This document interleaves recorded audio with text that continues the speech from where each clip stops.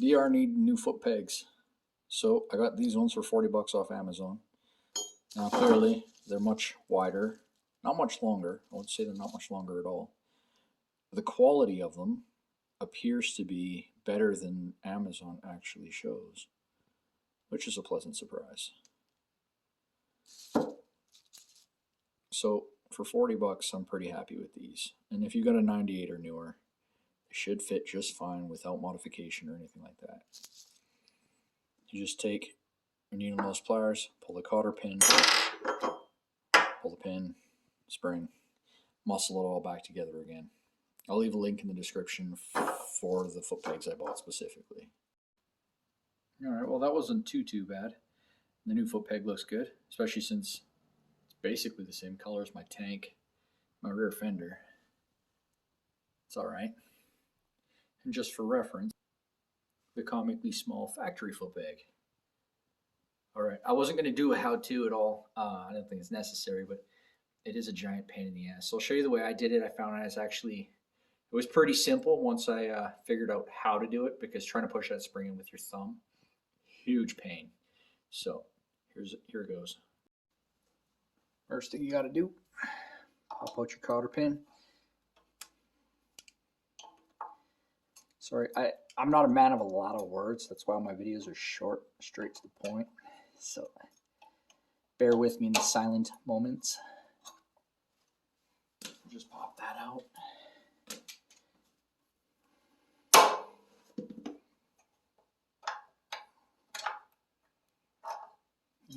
Not a big deal. This is the part that I find is huge pain. So I like the cotter pin at the bottom, so I just put this in from the top. And trying to get this spring in where it needs to be. I found this was the best way. Press it down.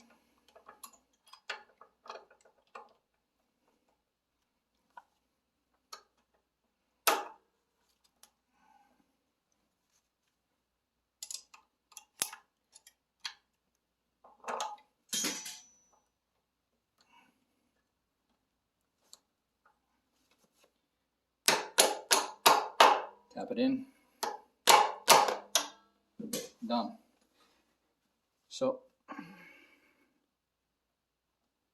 put the cotter pin back in so the whole thing doesn't just fall apart on you.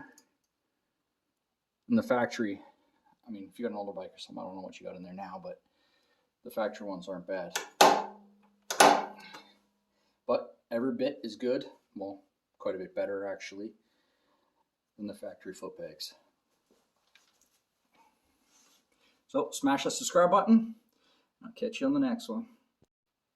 Alright, before I end this video, I made this plug out of an unused SAE connector. So I charged, as you can see, the Genius 5 here has a lithium. So it's perfect. There's a repair and all. So I did a video on that. It's an awesome little charger. Now, yes, I went to work and I replaced the one that I made. There's nothing wrong with it, but I prefer to have the factory one. Plus, it's going to stay here all the time anyway, so it doesn't matter. And the purpose to this is you plug it in there. So when I'm riding, this isn't getting corroded. It wouldn't short out because it's like this, right? The white wire, the one that goes to the silver pin here in there, is the ground, so it wouldn't short, but I don't want to corrode and getting all gross. Anyways, so that's an update on that. So till next time, cheers.